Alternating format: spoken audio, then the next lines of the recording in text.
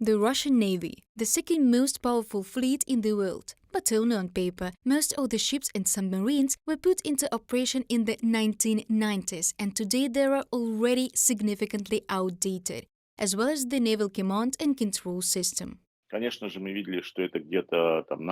Of course, we saw that their fleet was somewhere of our technology from the 1950s, that they had stolen. They sometimes didn't even understand why they were stealing, but it had to look like ours. And for what? They didn't know. But it all was so outdated, and not only because it was poorly made. The system itself was of poor quality.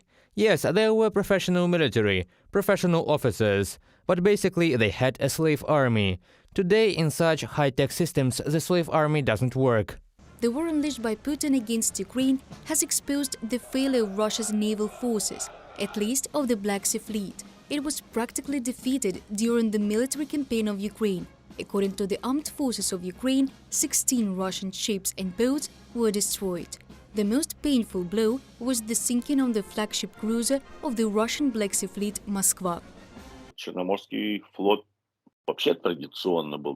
The Black Sea Fleet has traditionally been not such a very good fleet, although it has always been praised like that. But it traditionally always drowned itself due to non-combat losses. And now you help to sink it. Therefore, such a fleet of floaters is very weak as a naval force. They have always been weak. They do not have aircraft carriers.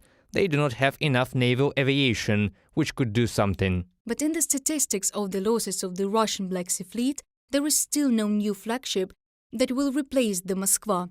And a frigate Admiral Makarov also received significant damage during a drone attack on the Sevastopol Bay on October the 29th.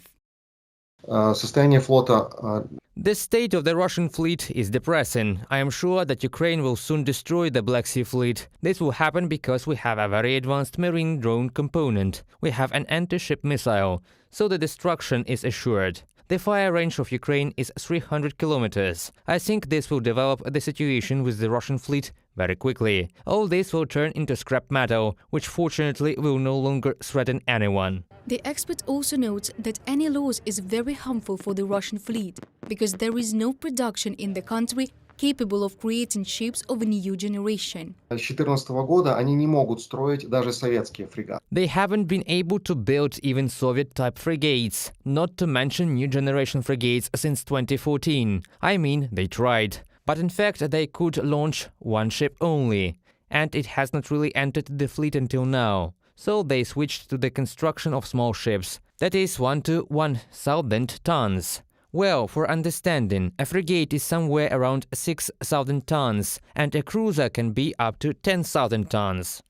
The situation of Russian military production is also complicated by the Western sanctions. Now Russia is deprived of high technologies that allowed it to quickly restore, modernize and build even small warships, and the country cannot boast of its own technologies. However, according to experts, the fleet of the Russian Federation is still a threat, and it is too early to write it off. Reported by Dana Kolesnik, Vasil Panasiuk, UATV News.